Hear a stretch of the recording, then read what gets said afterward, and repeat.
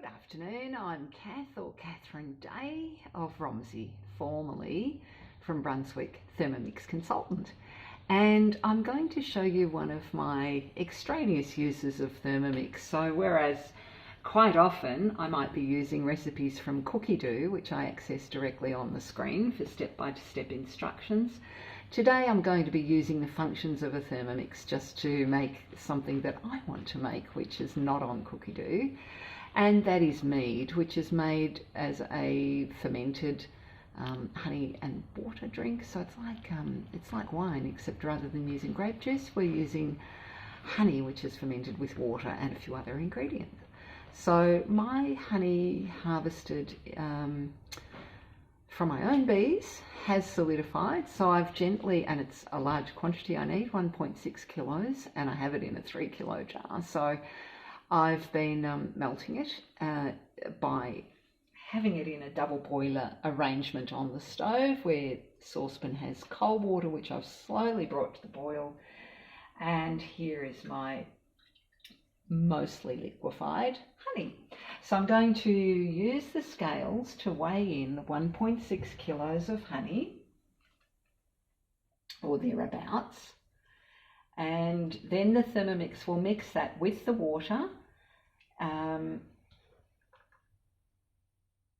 to see, there's some solid state honey there, to get it well and truly blended.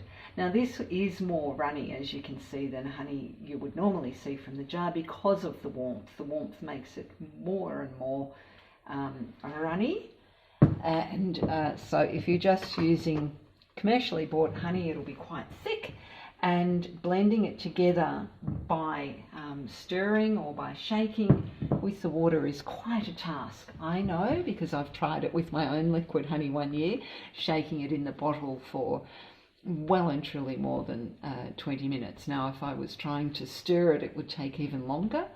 And we want to blend it slowly without incorporating a lot of bubbles. So I find the Thermomix would be my tool of choice, not only because I'm a consultant and have one, but also because I do know that if I were to use a cake mixer or a blender, a juice blender or some such like a vitamizer, that far too many bubbles would result. It wouldn't be a good effect. So I don't quite have enough honey. I'll pause, get some more and continue. Okay, so I'm just adding my solidified honey now at this stage, which I'm drawing out of the jar with some force. It solidifies because of what the bees have fed on. That's the main reason why my honey solidifies, or anyone's honey solidifies. Commercial stuff usually doesn't, because it's already been slightly warmed to aid the extraction and blended to give a homogeneous product, which always tastes the same when it's branded. And to give, of course, the volumes, whereas mine is just small scale honey. And where my bees forage, they certainly create a honey which thickens. It's in texture, it's very much like a creamed honey rather than a crystallized honey. In fact, it tastes very, very smooth on the tongue. So we're making it up to being a total of 1.6 kilos of honey. Now, honey is thicker and heavier than water by volume, so it's important we measure by weight. And see where I've been warming it, it flows freely.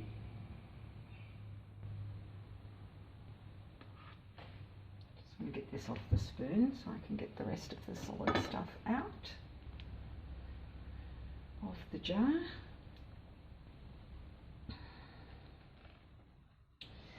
And we're going to add, making a very classical mead, we're going to add one whole orange, which I've cut so that all the segments are exposed.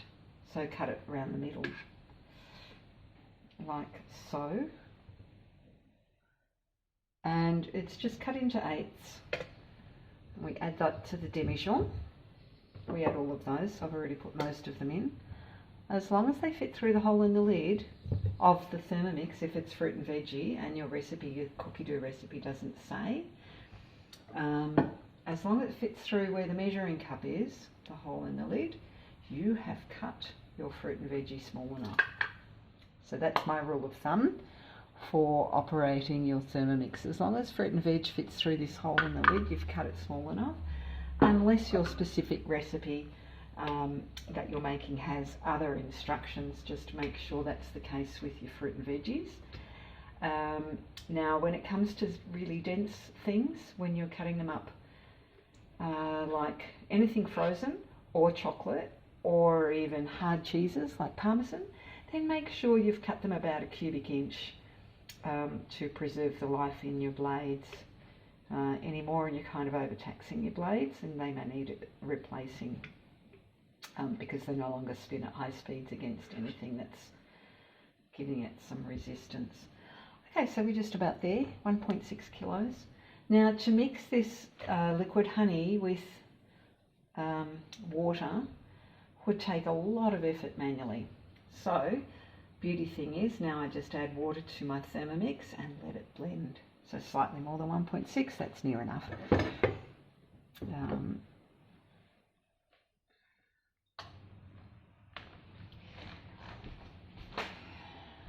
now I'm going to top that with water. Now I took the water that is filtered and added it to the jar so that I was just using up the last skerricks of the honey that was in the big bottle that had the honey in it, so that last bit of honey isn't wasted.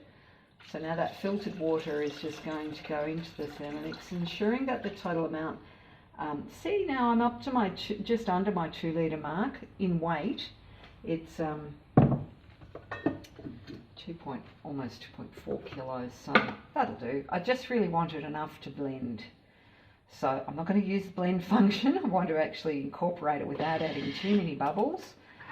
So speed 3 is kind of enough. I've got some solid weight, chunks of solidified honey in there that's belting around.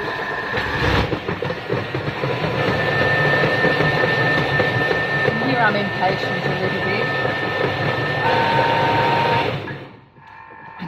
Just want it blended so that solid honey is mixed in. Overall the temperature is quite not hot at all, but what I could do is in fact let it run for a few minutes, maybe 3.5 minutes, 37 or 40 degrees. That's still not more than commercially would be blended, and then that way I can let it melt that honey rather than me whipping and making it too aerated and bubbly. It's now finished blending, and so I can add it to the demijohn. So I'm going to use a very clean funnel.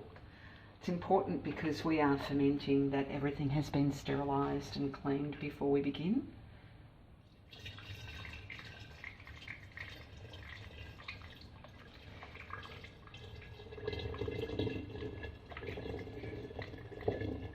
See, that's beautifully blended together to make a lovely free-flowing liquid, and I've marked on my demijohn the level that I need it all to add up to in total, which is 3.8 litres, and so I just need to fill the water to there, and I add the other ingredients are a cinnamon stick and 30 mils of water. Now I want to, not that water, nicely filtered water. Where's that?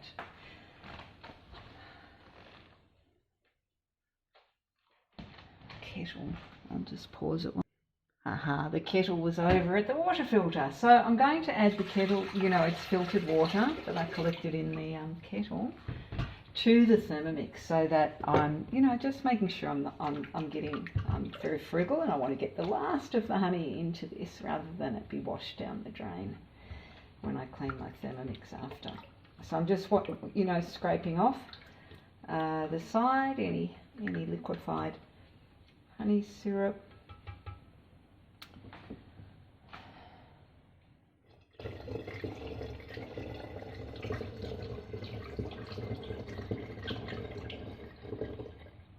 So the cinnamon quill or cinnamon stick is what I've chosen rather than cinnamon bark or cassia sticks, because there's many layers that make up a cinnamon stick, and therefore there's lots of surfaces for the flavours to infuse around, or the liquid to infuse around. And into that also goes a couple of cloves. Now make sure you choose the whole clove, inclusive of the little ball at the top, and 30 beautiful raisins, making sure you've removed any stems, just because we don't need the stems. No flavour, no value.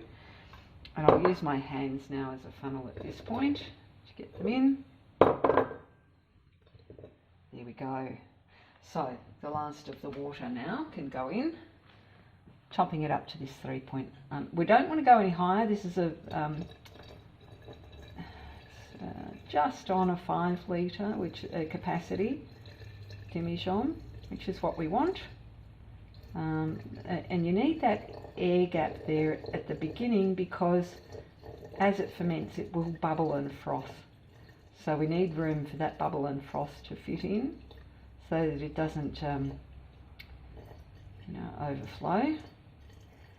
And we let it bubble and froth, and then once all the bubbles have died down, it's no longer percolating away in its own fermentation, then I will add the extra water to top it to a total of 5 litres. So that's why it's not really important at this stage whether we're a bit below or a bit above the 3.8. It's really about leaving a bit of volume. Okay, now the last ingredient is baker's yeast. It has a shorter life than champagne yeast or brewer's yeast, and I find if I set it up as a near vertical slide, then my yeast will not touch the sides of the demijohn. It's going to go straight into the liquid, which is what we want. Because if it's stuck on the sides of the bottle, it's not going to be doing its work. So there we are, we've set up a slide. Okay, so now what we've got set up, something I prepared earlier, is the bung. It's a rubber bung, which you can buy from a brewer's shop, and the airlock is critical because this allows the bubbles to come out but no air to go back in. So the bubbles will rise here, go through the S-bend, or the U-bend rather, and the watermarks where it needs to be filled to are already marked on the airlock when you purchase it. So there we are. This is now set ready to go, and I'm going to give it a little shake just to incorporate all of that yeast, and that will take a few months, and then I'll rack it off. That's it. That's my mead.